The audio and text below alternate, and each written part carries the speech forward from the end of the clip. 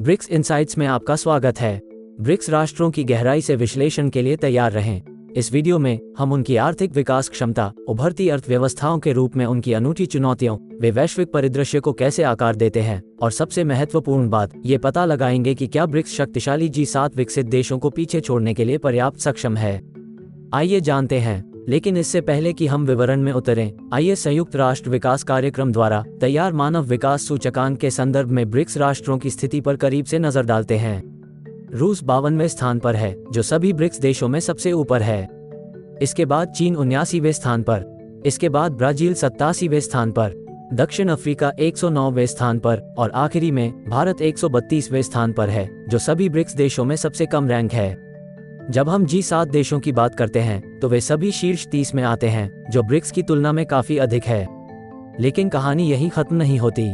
जब हम शीर्ष 10 देशों की तुलना उनके नॉमिनल GDP से करते हैं तो इसमें एक बार फिर G7 देशों का वर्चस्व है, जिसमें केवल 3 ब्रिक्स राष्ट्र इस सूची में अपना स्थान सुरक्षित करने में कामयाब रहे, चीन, भारत और रूस। लेकिन एक सेकंड रुकिए, क्या आपने उस पर ध्यान दिया?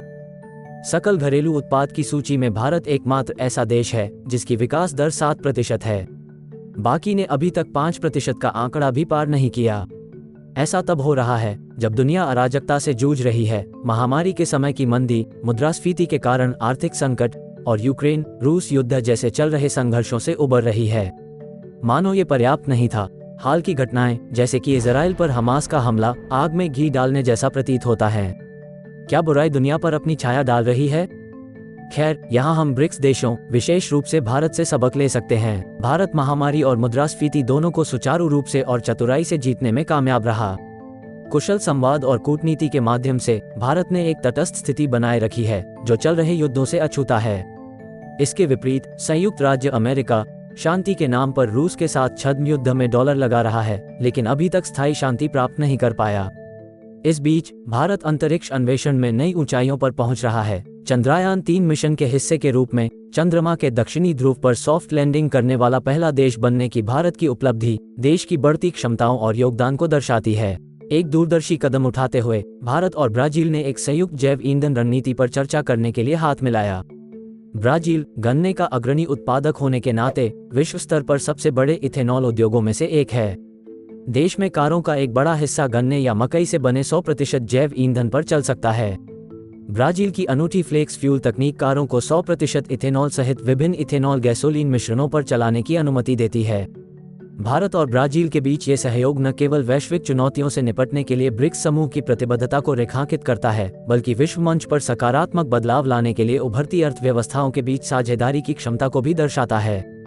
अब सवाल ये है कि रूस और चीन ब्रिक्स का लाभ कैसे उठाएंगे?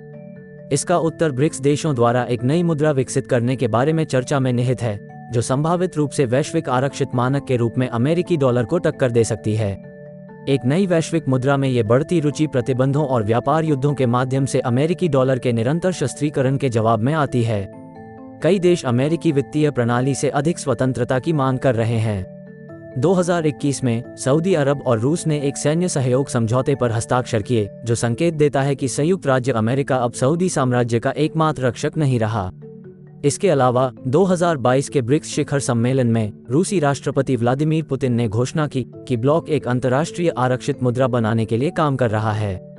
यह अनुमान लगाया जाता है कि ब्रिक्स मुद्रा सोने द्वारा समर्थित होगी, जो स्वर्ण मानक में एक ऐतिहासिक वापसी को चिन्हित करेगी और नई मुद्रा में स्थिरता लाएगी। IMF वर्ल्ड गोल्ड काउंसिल के अनुसार इस साल के पहले 2 महीनों में सिंगापुर 51.4 टन, तुर्की 45.5 टन, चीन 39.8 टन, रूस 31.1 टन और भारत से सोने की महत्वपूर्ण खरीद हुई 2.8 टन। इन अधिग्रहणों से संकेत मिलता है कि ब्रिक्स देश अपनी नई मुद्रा की तैयारी में सोना जमा कर रहे हैं।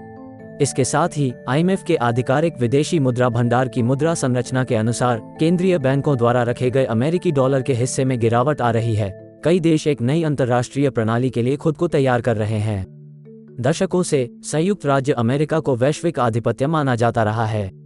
हालांकि ब्रिक्स देशों में अब दुनिया की आबादी का 40% से अधिक हिस्सा है और कुल वैश्विक GDP 31.5% है, जो G7 के GDP 30.7% से अधिक है। ये कल्पना की जा सकती है कि ब्रिक्स राष्ट्र पूरी तरह से आत्मनिर्भर बनेंगे, संयुक्त राज्य अमेरिका पर निर्भर रहे बिना आपस में व्यापार करेंगे। ये चीन की योजना के साथ अच्छी तरह से संरेखित हो सकता है। इसकी बेल्ट एंड रोड इनिशिएटिव की सीमा को देखते हुए, जो इतिहास की सबसे बड़ी बुनियादी ढांचा विकास परियोजना है, जिसका उद्देश्य एशिया और अफ्रीका, यूरोप और दक्षिण अमेरिका को जोड़ना है। संयुक्त राज्य अमेरिका को उल्लेखनीय रूप से बाहर रखा गया है।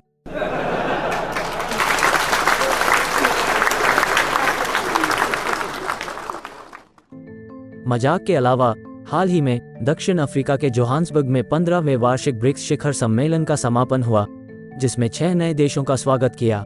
सऊदी अरब, संयुक्त अरब अमीरात, मिस्र, इथियोपिया, अर्जेंटीना और निश्चित रूप से संयुक्त राज्य अमेरिका का सबसे पसंदीदा देश ईरान। ये देश 2024 से ब्रिक्स के आधिकारिक सदस्य बनने के लिए तैयार हैं, जिससे ब्रिक्स को ब्रिक्स प्लस में बदल दिया जाएगा। ये अतिरिक्त राष्ट्र ब्रिक्स में कैसे योगदान देंगे, इस पर फिर कभी चर्चा करेंगे। अब G7 देशों की वर्तमान स्थिति पर कुछ प्रकाश डालते हैं।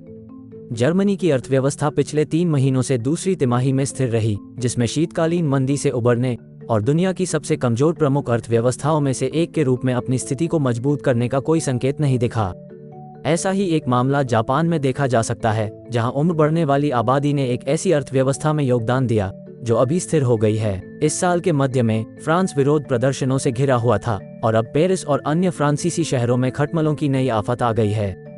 उनकी अर्थव्यवस्था के बारे में पूछना अब लगभग पाप है। इटली की अर्थव्यवस्था भी नवीनतम तिमाही में सिकुड़ती जा रही है, जिससे इसका भविष्य भी अंधकार में दिख रहा है। कनाडा में प्रधानमंत्री जस्टिन ट्रूडो, जो वर्तमान में कई शर्मनाक क्षणों का सामना कर रहे हैं और उनकी गलतियों ने देश को एक अजीब स्थिति में डाल दिया है, जो G7 देशों के साथ खड़ा होकर भी कुछ अलग थलग महसूस कर रहा है। फिर यूके आता है, जिसके प्रधानमंत्री ऋषि सुनक ने खुद ही चेतावनी दी है कि उच्च मुद्रास्फीति के चलते यूके की अर्थव्यवस्था अगले साल मंदी में हो सकती है, जिससे अगले आम चुनाव से पहले ब्याज दरों को 5% से भी अधिक बढ़ाना पड़ सकता है। अंत में जीडीपी के मामले में सबसे अमीर देश अमेरिका भी वैश्विक मंदी का प्रभाव महसूस कर रहा है। अल्पावधि में अमेरिकी डॉलर संभवतः वैश्विक डॉलर व्यापार मात्रा की जड़ता और अंतर्राष्ट्रीय लेनदेन की अच्छी तरह से स्थापित आदतों के कारण अंतर्राष्ट्रीय मौद्रिक प्रणाली में अपनी प्रमुख स्थिति बनाए रखेगा। हालांकि कमजोर अमेरिकी डॉलर आधिपत्य की प्रवृत्ति चरणों में तेज हो सकती है, क्योंकि वैश्विक राजनीति और आर्थिक परिदृश्य में लगातार बदलाव हो रहे हैं। कुल मिलाकर अमेरिकी डॉलर की प्रमुख स्थिति में बदलाव रातों रात नहीं होगा। डी-डॉलराइजेशन एक दीर्घकालिक प्रक्रिया होगी। अब हम अपने मूल प्रश्न पर लौटते हैं।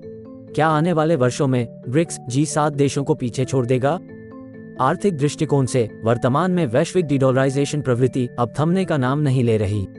हाल की घटनाओं ने हमें एक ध्रुवीय दुनिया से बहुध्रुवीय परिदृश्य में स्थानांतरित कर दिया है और ब्रिक्स अर्थव्यवस्थाओं और वैश्विक राजनीति दोनों को आकार देने में अपनी महत्वपूर्ण भूमिका निभा रहा है। आज हमारे साथ जुड़ने के लिए एक बार आपका फिर धन्यवाद। हम ये जानने के लिए उत्सुक हैं कि किस देश ने आपका सबसे अधिक ध्यान आकर्षित किया और उस विशेष देश के बारे में आपके क्या विचार हैं। नीचे दिए गए कमेंट बॉक्स में अपने विचार हमसे साझा करें। यदि आप हमारे चैनल में नए हैं तो कृपया सब्सक्राइब करना न भूलें। हम अपने आने वाले वीडियो में अधिक इंसाइट्स साझा करने के लिए तत्पर हैं। यूं ही बने रहें और अगली बार ब्रिक्स इंसाइट्स पर मिलते हैं।